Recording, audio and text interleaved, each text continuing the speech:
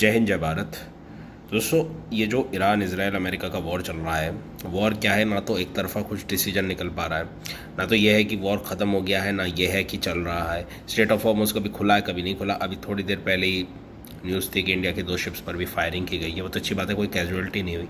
मेरा टॉपिक ये नहीं, मेरा टॉपिक ये है कि कैप्शन में आपने पढ़ा होगा कि क्या मुझे ऐसा प्रतीत होता है, मुझे लगता है कि शायद अमेरिका भी नहीं चाहता कि ईरान को कम्प्लीटली डिस्ट्रॉय कर दिया जाए। इसराइल तो चाहता है। इसराइल ने तो अपनी मोसाद एजेंसी, इंटेलिजेंस एजेंसी को भी कई सालों से लगा रखा है। जैसे हम पढ़ते आए हैं कि उनके कभी कोई ना कोई न्यूक्लियर साइंटिस्ट मारे गए हैं, कोई आईआरजीसी का गार्ड, आईआरजीसी का कमांडर और बड़े बड़े जनरल्स मारे गए हैं।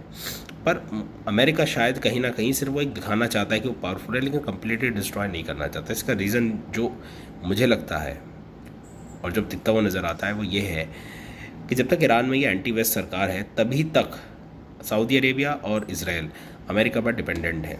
क्योंकि सऊदी अरेबिया को डर रहता है, उसकी पूरी मिलिट्री एंड गाइडेंस जो है वो संभालता है अमेरिका की, क्योंकि उन्हें भी है कि भाई कहीं ईरान न्यूक्लियर वेपन ना बनाए, और ईरान को उन्हें पता है कि कहीं अटैक्स ना कर दे मिसाइल से, जैसा भी उन्होंने हाल ही में किया भी था वॉर में गल्फ नेशंस पर। ऐसी सेम टू सेम इसराइल के साथ है। और अगर कम्प्लीटली ईरान डिस्ट्रॉय होता है तो कहीं ऐसा ना हो जाए, दोनों को इतना लेवरेज मिल जाए कि एक टाइप से इंडिपेंडेंट हो जाए, इन्हें अमेरिका की ज़रूरत ना पड़े।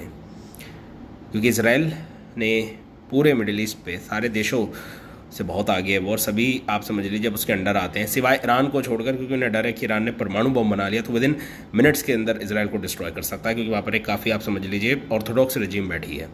सेम सऊदी के साथ है, उन्हें भी यही डर है कि यार ईरान ही हमारा सबसे बड़ा दुश्मन है, और अब सऊदी की जो प्रोटेक्शन है वो अमेरिका कर सकता है। और अगर यही समस्या ईरान जो ख़त्म हो गई, कहीं ऐसा ना हो कि दोनों ही अमेरिका को भूल जाएं।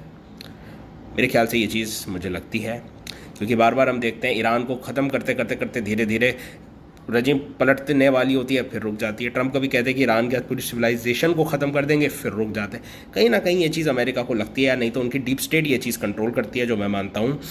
और यही है। आपको जो कमेंट्स अपने लगे बताइएगा, और आपको वीडियो कैसी लगी।